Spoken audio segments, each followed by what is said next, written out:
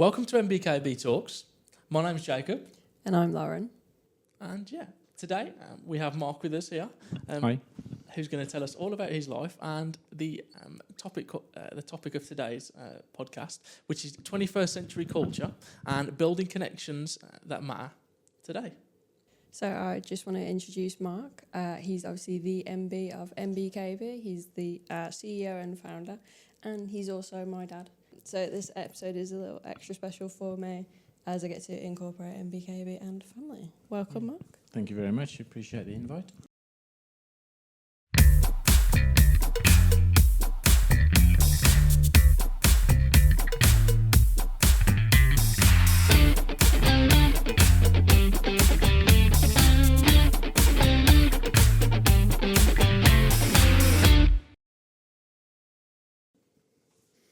So starting off with your incredible sort of career journey so far and the way that you've shaped MBKB, I'd love to just kick things off by asking, first off, what does building connections that matter mean to you, both on a sort of personal and a professional level as well? Okay. I think I've said this many times. We live in a world which is way too complex. And I think we all owe it to each other to make everybody's life as easy and as comfortable as we can. And I think that starts with culture. It's about getting to know people, what they want to achieve, treating everybody the same as you want to be treated, and basically trying to have a relaxed atmosphere. So that would be my starting point for any culture or any business, to be honest. Great. That's lovely to know. That's great to know. That's awesome. I don't know about you, but I'd agree that MBKB's got that culture down to a T because of you. That's very kind. I don't think it's just me. I think I got a vision when we started, but we're very fortunate that we've got such an incredible team, and we've shared that throughout. And I think it's, I suppose, as much about transparency. We started as a very small organisation, with just three of us, and we always said what we wanted to achieve. And I think we've got 138 staff now, and all share the same shared vision, should I say, for that. So, I think I'd love to take full credit, but it's not just mine; it's everybody's. Yeah, Definitely, cool. definitely. So could you tell us a bit about where you're from and how that shaped your journey in life so far? Yeah, so in terms of career, and what I've done, so I started out many, many years ago in the building trade, primarily because my father was in that industry and sort of encouraged me to do that. I did dabble with computers, but that was back in 1985, and he famously said to me, "No one will ever make any money on those things," which I held him responsible for many, many years, as you can imagine.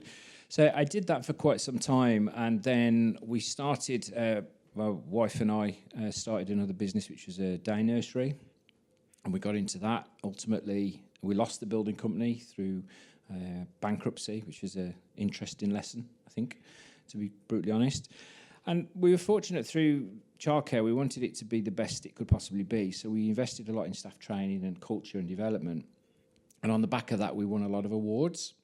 So we were very lucky then that I got offered a position as a leadership trainer at a national training provider that did apprenticeships and various other short courses and modules.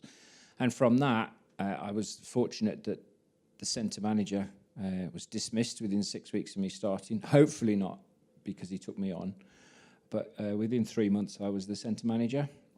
So I went from a untrained, inexperienced tutor to centre manager in a relatively short period of time.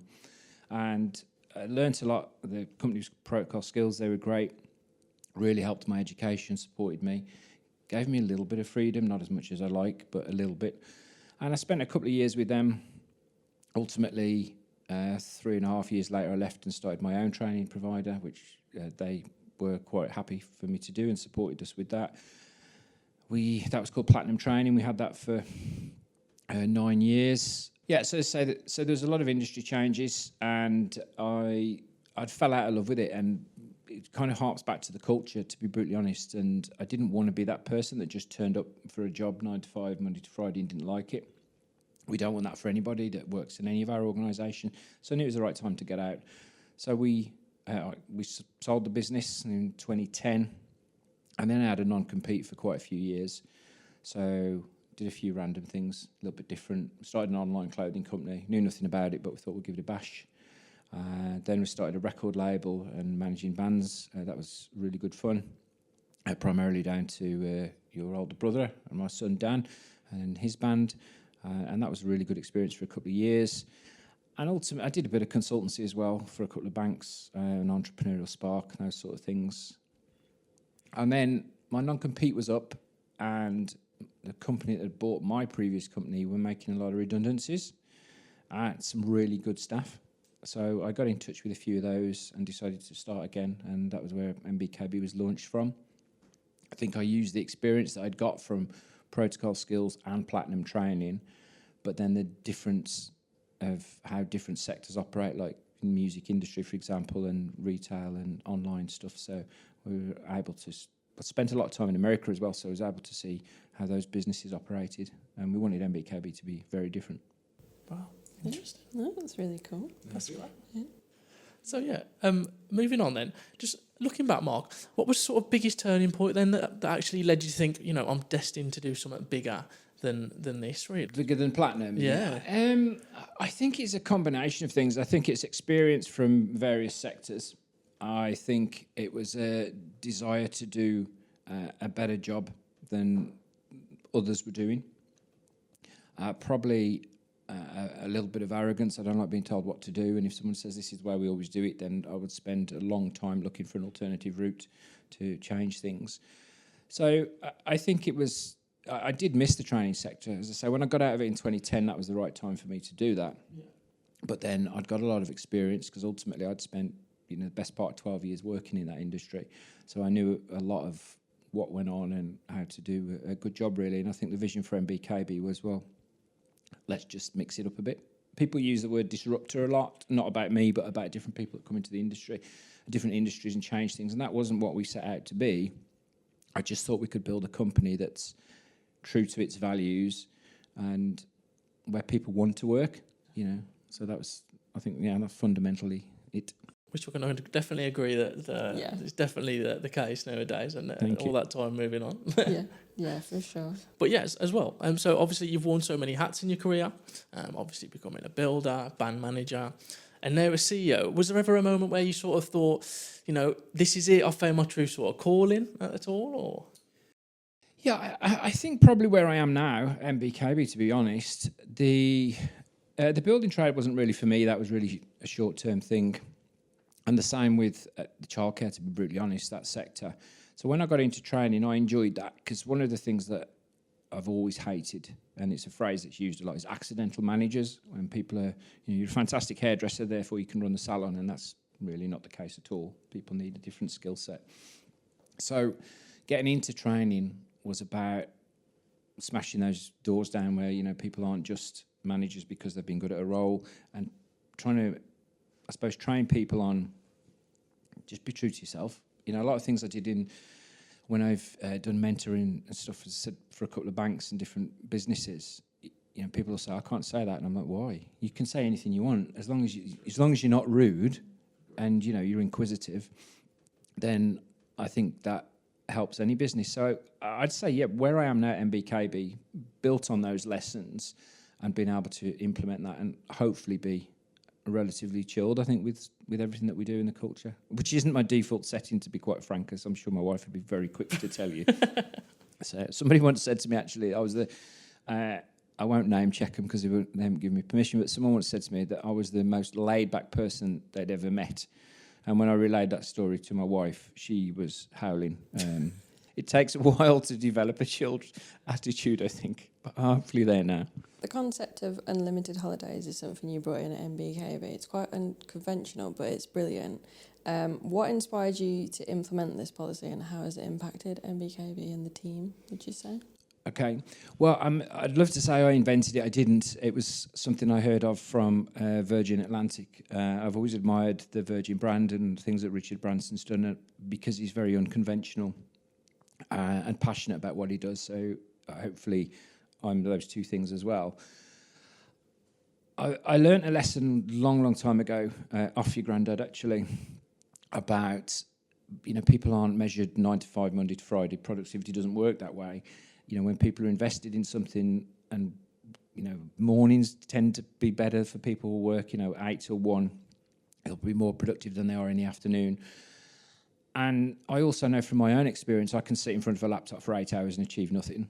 And other days when I'm in flow, as they call it, I can do 3 days work in a couple of hours. You know, things just work, I think. So the idea of unlimited holiday is to give the entire team the flexibility that I want, as in to work when I want, how I want, and recognise the best times. I think it was when I first mentioned it to a business partner, Dave, as well, who not a big fan of it, I think it's fair to say, because it was new, and people in the training industry like that can't possibly work. And I think if you're in hairdressing, for example, it wouldn't work because of the way that the appointments are, etc. But in our industry, it can work, and it does work. And I'd say 99% of the time it works really well. Of course, there's always the odd 1% where not quite so much. But it's just about treating people with a mature attitude. That's really what it's about. And I like to take a lot of holiday as well, so I don't want to be judged on that. And I would never want to be a manager that's do as I say, not as I do. So it comes back to that truth, I think, and honesty. Yeah, sounds good, yeah. What does it mean to you that MBKB achieved an outstanding Ofsted rating, and how do you ensure that standard is maintained? In all honesty, I think it was probably the greatest accolade of my career. Not for me, but for the entire team, because it's a recognition of the hard work that everybody's put in from day one, from, as I said, when there was 3 of us right through to now. And I like to think that, that it was some form of recognition for our different style as well. You know, the day the Ofsted inspectors came in, I remember the lead inspector saying to us, we're very different to any company she's ever inspected before, and our approach was very, very different and innovative. And I said, well, you know, is that a good thing or a bad thing? And the response was, well, I guess we're about to find out. So to achieve that at the end of the week was great. But as I said, it's really testament to, you know, the entire team. And I think, if I'm honest as well, in particular, you know, Lisa Alcox, you know, she's done a fantastic job with the quality, with the Ofsted, and, you know, progressed through. She was one of the original 3, so she's progressed through the organisation, and always been a good safety net for me as well, actually, when I've had too many crazy ideas yeah. that could impact on quality or, you know, compliance. Lisa's been the one that's gone, no, we won't do that, we'll do this. So, yeah, a recognition of everybody's input. Yeah.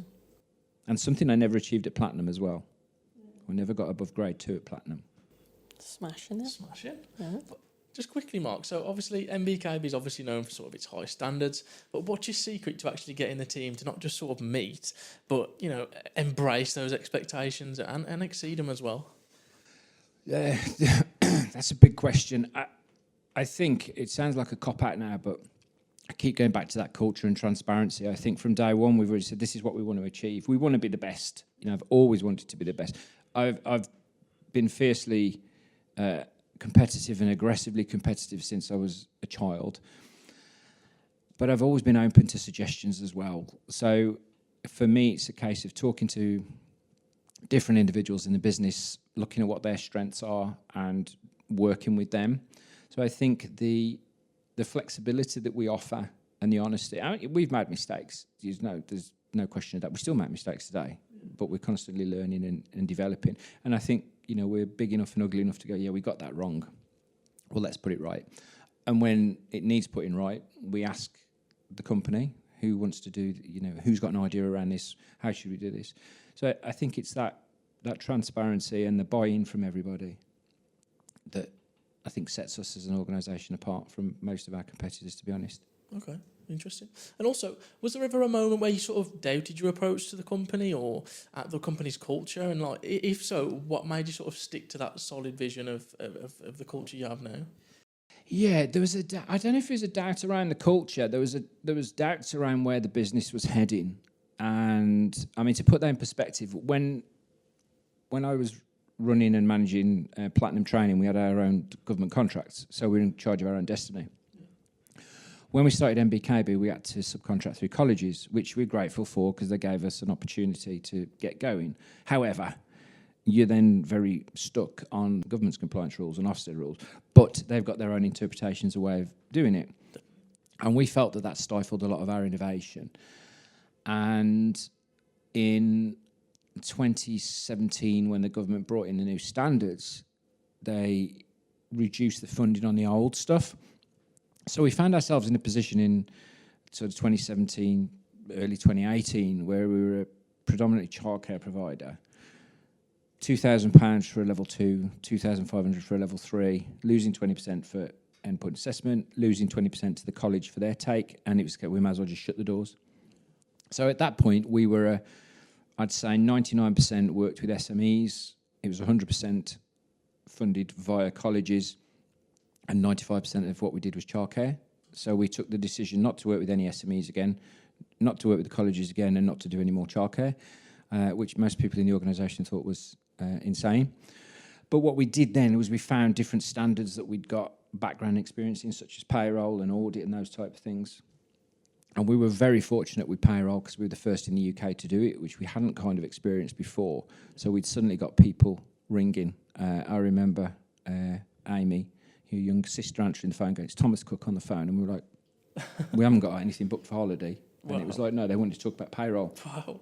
So for an unknown little company at that time, I don't know, 20 staff, a couple hundred apprentices, companies like that just kept phoning. I could name drop lots of companies. So that, when we changed focus, that gave us control of our own destiny.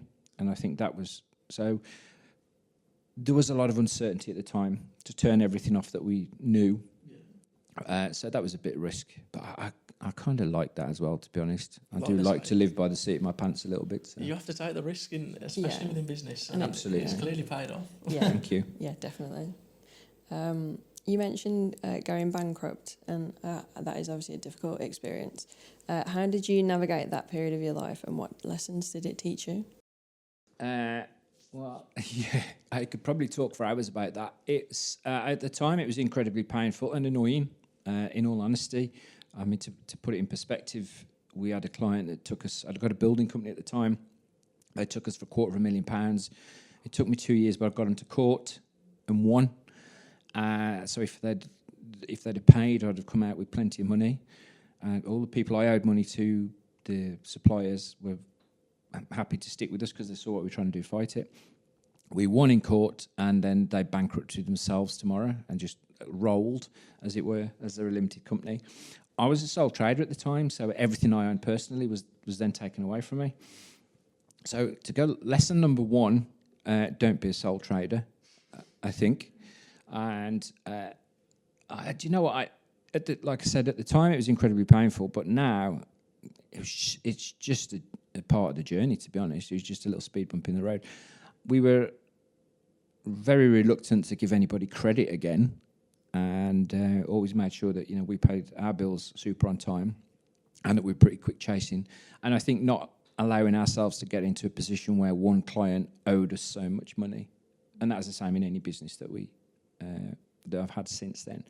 So would I take it out? No, I wouldn't, because I think it was a valuable lesson, in all honesty. So, and I did dabble in law actually for a month or two after that, but that's a whole different story. Probably another podcast. So it doesn't make the CV because it was such a short thing. Apprenticeships often face negative perceptions. How do you work to combat those and ensure that MBKB apprentices thrive? Again, I think we've got a slightly different approach. When I did my management level 5 in 1997, 98, and at that time I was running a business. I'd got the building company, I'd also got the childcare company, and we were looking at various different industries, different sectors. And I was doing my management 5, and I had to do a module on how to set up and run a team meeting. And I was like, yeah, I'm not doing that. I'm running a multi-million-pound business. I clearly can run a team meeting. They were like, no, you've got to do it. You've got to train. And even nearly 30 years later, that really annoys me that I had to do that. So when we started MBKB, and this was before the government brought in all the RPL stuff that's in now, we always sat down with our apprentices and said, where are you now and where do you want to get to? And if you're an expert in an area, we're not going to teach you that. We're going to check your competency, obviously, to make sure that you're not just, think you're an expert in the area, but that you actually are. So that was the first start, I think, for our apprentices, that it's, we'll teach them what they need to know, what they want to know and how they want to learn it. That was probably the most innovative thing, I think, at the time, going back, 8 years, nearly 9 years. And then probably structured flexibility, because that gives more options for people as well. And we've always tried to put customer service first. I mean, sometimes we fail, as I said earlier, we make mistakes, and we've lost some clients along the way. That's just the way it goes. Never with intent, it just happens. But, there's so many companies out there that give poor customer service. And to be honest, it seems to me that that's getting worse and worse by the month as well, across the whole world. So I think if you can provide a good level of customer service, transparency as well, again, where you've made mistakes, to go, you know what, we messed that up, let's put it right, let's give us an opportunity. And I always used to say to people, any company that tells you we don't have complaints is lying, because every company has complaints and every company makes mistakes. And the measure of a company for me is how they deal with that. Definitely. And how quickly they rectify it. So I think the customer service piece and the flexibility would be the main things that I would focus on for apprentices, of what we do slightly different. Cool. That's cool. Interesting. Yeah. But obviously, Mark, resilience is such a sort of key part of leadership and stuff like that. So what's the sort of most valuable lesson you've learned sort of from a major setback that still sort of drives you in the decision making today, really? Yeah, I think it's a couple of things. And I don't want to keep dropping cliches into it, but something I learned a long time ago is, this will pass. And it doesn't matter if you're riding high and you're number one in the world, whatever your industry you're in, enjoy it, but it will pass. Know that. And likewise, when you're at the depths of despair, that will too pass as well. So it's trying to appreciate that and keep your mind on a steady plane rather than a roller coaster that life actually is. Okay. I think it's probably number one. And then I think number two is, it's better to have had a go and failed than not to have a go. There's nothing wrong with failure and there's nothing wrong with mistakes as long as you deal with them, put them right and don't make them again. But yeah, we all but passed this way once, so it's better to, I think, have had a go. I always used to say, I want to live fast and die young, but obviously, live fast, die young, have a good-looking corpse. I can't achieve two of those things now because I'm old, and the other one you can choose. But yeah, I have a steady mindset and take time out for yourself. Okay, so just following on from that, live fast, die young, would that sort of be your philosophy for sort of turning, if you could sum it up in one sentence, would that be your sort of philosophy of turning challenges into opportunities? If you could say that in one sentence, would it be that, or? Everything presents an opportunity. At its very worst and lowest level, it's a learning outcome, for something that's gone wrong or something that not quite where you want it to be. At best, it could be a successful outcome. So, yeah, everything can be turned into an opportunity. It's about looking at it laterally and differently. And I think one of the other key things, somebody said to me years ago, surround yourself with the 5 people you want to become. I like that one. Yes. And I think that's a really good saying. So, surround yourself with people that will challenge you, people who've got different knowledge and skill set to what you've got, and have got different ideas. So they're not frightened to sort of say, no, that's complete nonsense, it needs to be this. And yeah, and I have an open mind with everything. Now, that really isn't one sentence, is it? That's like a page rather than that. Yeah, definitely. But yeah, I think every challenge has an opportunity. And everything you go through, there is always light at the end of it. So that's a very positivity. I like that. Yeah, that's really cool. Your career includes moments like starting a record label and managing bands. How did those experiences shape your approach to running MBKB? I suppose to start with, leadership and management. I mean, I often get in trouble with different people because I always say management's nothing more than being organised. I can introduce you to a 5-year-old that can be a manager because it's just about being organised. Leadership's a different skill set. So I think it proves to me that whatever sector you're in, you've got to have that buy-in, and the team, and you need to be honest and open with everybody. And it was the same, with the band, it was the same. We was involved in every decision or every consultation prior to a decision, and the same with the clothing company. So I think it's really about, trying to get the best from people. And then when you've seen that in the music industry, which is also a snake pit as well, to be quite frank, and online clothing company. But there's a flexibility about, particularly music industry, they work the hours they want to work, when they want to work. And, the creativity will be up there some days and then different. So I think that was probably one of the main things that came into MBKB and setting that up. Difference in approaches. I like that. After selling platinum training, you wrote a book. What motivated you to pivot to writing, and do you think you'd ever return to it? Yeah, because I always enjoyed a lot of sort of, I suppose, pop culture and movies and films. And I guess it's my own mindset that I always think I can do a better job. So I kind of wanted to write a fantasy fiction novel around my ideas, really. Would I return to it? Well, first and foremost, it wasn't very successful. So that wasn't one of the things I'm very good at. And predominantly, I think mainly the grammar. And if I'm honest as well, which is pretty endemic of me, I got kind of bored of it. So the probably first 7 or 8 chapters are much stronger than the last 7 because I was rushing it towards the end.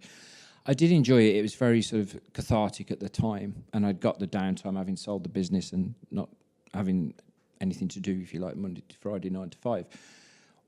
Yeah, I would like to do it, to return to it. I've got lots of notes and ideas and all sorts of ramblings and musings about what would make a good book or novel. In fact, my ringtone on my mobile phone is Paperback Writer. And most people know I'm a big Beatles fan, but it's not there. It's for that reason. It's there to remind me that at one point I need to knuckle down and actually do some of the writing of the ideas I've got. So. I definitely think a book that you would write would be very interesting, for sure. Thank you. Very I kind. think we've got to see another one of those soon, Mark. Definitely. Maybe. So, yeah. But yeah, obviously you've had such a varied career. Was there ever a single risk you took that felt sort of terrifying at the time, but then turned out to be a really pivotal moment for you? What was that? Have you ever got like a key risk that you can remember in your head, which was really quite pivotal to you? All of it, to be honest. I think there's been risks in everything. When we first started the day nursery back in 1995, and that was a big risk because that was an industry that we didn't know anything about. But we were confident that we could bring good level of customer service, and that took a couple of years for it to get up and running. And I remember at the time the bank manager saying, ironically, this needs to not be in your name, this needs to be in Kathy's name, because I don't want it pulling down your very successful building company, which 2 years later collapsed, and Kathy's day nursery survived that. So, and then I think jumping out of that into launching our own training company was a risk, because at the time we did that, we didn't know if we'd get a contract, but we had to push the button and take on staff and get the offices and stuff. And as I alluded to earlier, the switch off subcontracting SMEs here. And the band, there was a lot of big risks with that, a lot of investment, some great highs, some lows as well, but all good experience ultimately. So. Okay, yeah. So there's no one big thing that I'd say that was a disaster. Every risk you take, sort of, essentially, they've all been worth it, I suppose. Yeah, they don't always feel like that at the time. Yeah. But I think it's if you can look back and think, yeah, that was all right, actually. It wasn't as bad as it felt at that moment. And that's probably why I'm trying to be a little bit more pragmatic with this will pass, And I think somebody said, I don't know who it was, that their life actually felt like a zigzag of wrong turns. But when they look back, it's actually a perfectly crafted path to where they are now. That's a good one. And I think that makes sense, because without all the different things I've done in the journeys, then MBKB wouldn't operate the way it does. And I wouldn't be, the same. So, yeah, there's nothing that I particularly regret, I think, in business or career. Nice. Could have done better at a lot of things. Yeah. It sounds like it'd be quite boring, though, if you take out challenges and risks. I think so, yeah. I couldn't be doing that. So. No. How has learning not to be so trusting financially shaped the way you lead MBKB today? Well, I guess, I don't know. I mean, we're slightly different, I suppose, because it was government funding. So, we've got the compliance rules, and whilst they're there to protect the employer and the apprentice, they also protect us as well, because, we know what's due, what we earn and what we control. So I think that's particularly helpful. I'm sure Dave and your mum actually, for the most part, would say he's not cautious at all where it comes to money. He's pretty useless actually with it. And I think having both of them behind me to sort of be a steady ship and go, no, that's a stupid idea and it's going to cost too much money. So probably being a bit more open and asking people around me, do you think it's a good idea to invest this in that particular area? Yeah. And usually get the no response. So, yeah. That sounds about right, to be fair. It is. You faced moments of immense personal and professional growth. What's the most valuable leadership lesson you've learned? Oh, Christ. I don't know. I feel like I need to find something really inspiring here. I think now, and I've mentioned this before, I did a podcast a while ago, and I think it was when my father, I was working on a building site for your granddad, and the men had all stopped work and they were listening to the Gold Cup. And being a young, impetuous, idiotic person, I was incensed. You know, they were wasting my dad's money. They should have been working, not listening to the radio. So I turned the radio off, and that was not popular, as you can imagine. So I was on the receiving end then of a lot of verbal abuse, and the radio swiftly went back on, and they ignored me, which completely undermined my self-esteem and alleged contract manager at this particular site. And when I discussed it with my father, he was like, well, as I've said to you before, you know, it's not about being there 9 to 5 and working those, or 8 till 4 as it was in the building trade, and working those hours other than a 15-minute breakfast and an hour's lunch. It's about the freedom. So probably that, I think, was the greatest lesson. And but I didn't learn it at the time. I only learned it as I got older, like probably mid-30s, and started to apply it and think about it. And that's where the flexibility of picking your own hours comes in at MBKB as well, because that's what I want to do. Definitely.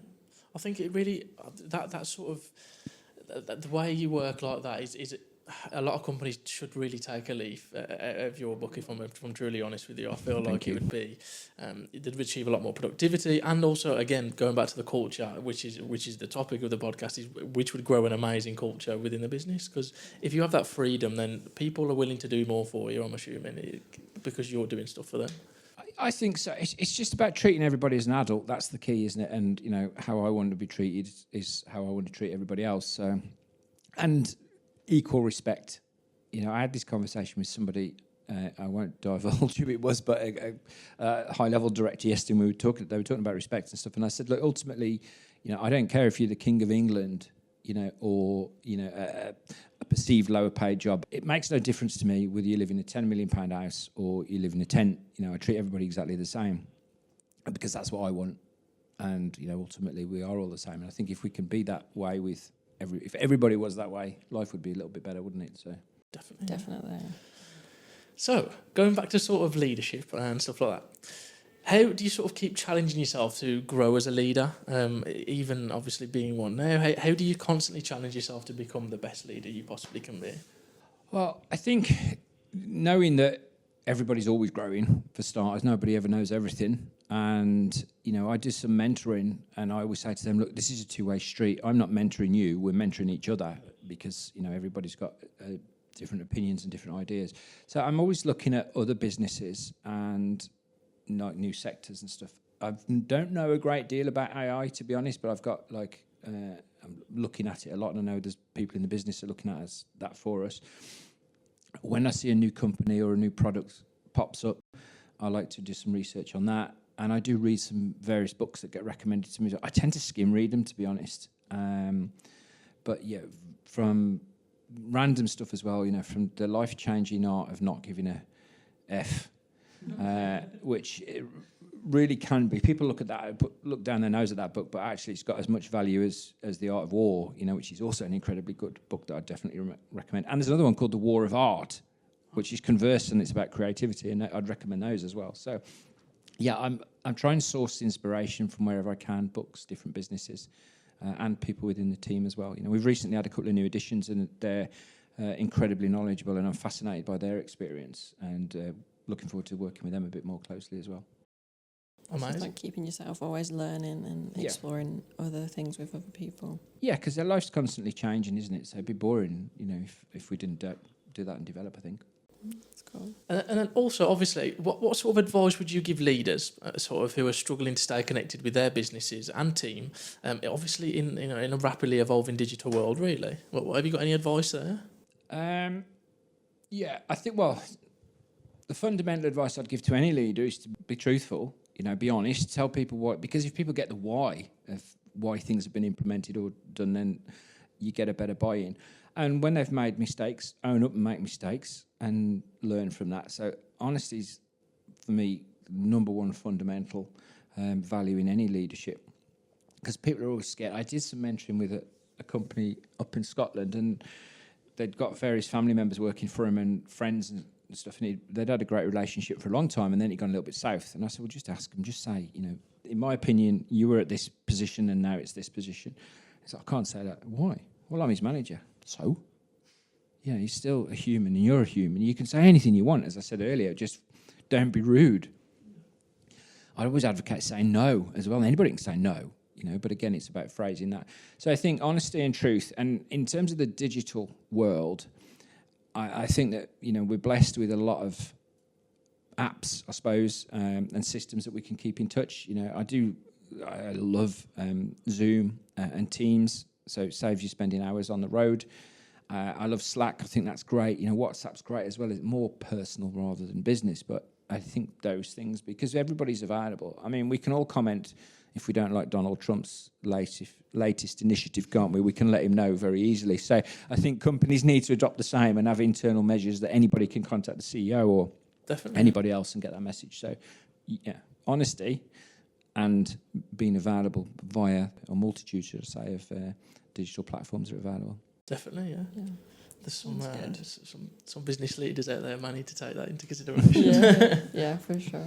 So, looking to the future, what's next for MBKB? Are there any big projects or initiatives that you're particularly excited about or that you're thinking about? Yeah, I think we've always tried to be at the forefront of new developments. It's difficult to be at the forefront of anything with AI because it changes by lunchtime, doesn't it? So there's a lot going on there.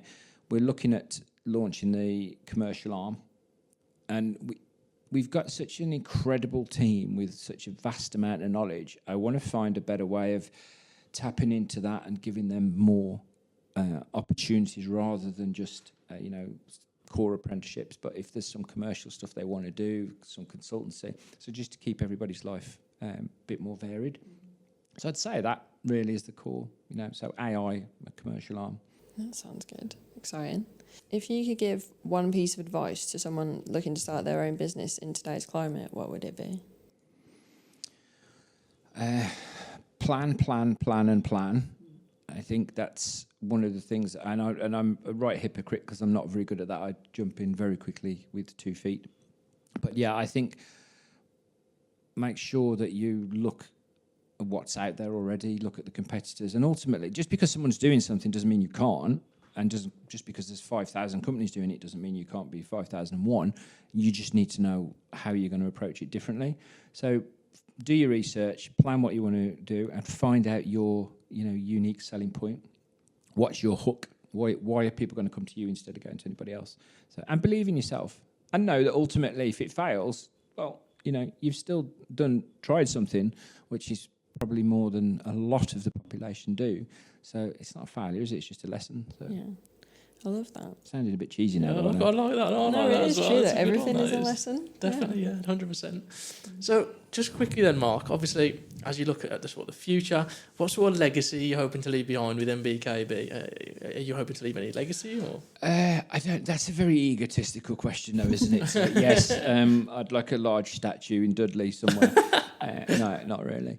I don't know. I just think the organisation that, when people are with us, because life's all about chapters as well. So, not everybody's going to stay with us for 5 years, 10 years, 15 years. Some come and go. It's a couple of years, some shorter than that.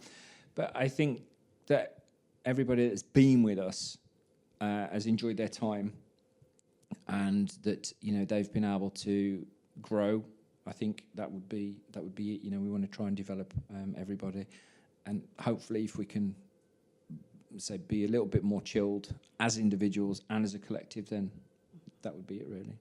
Great stuff. Lovely. Sounds good. If you could go back and give advice to your younger self right at the start of your career, what would you say? Oh, start the national lottery. Nobody's thought of that, so do that. Probably to calm down a bit, I think, because as I said earlier, my default setting is quite hyper, and I'm very, very impatient.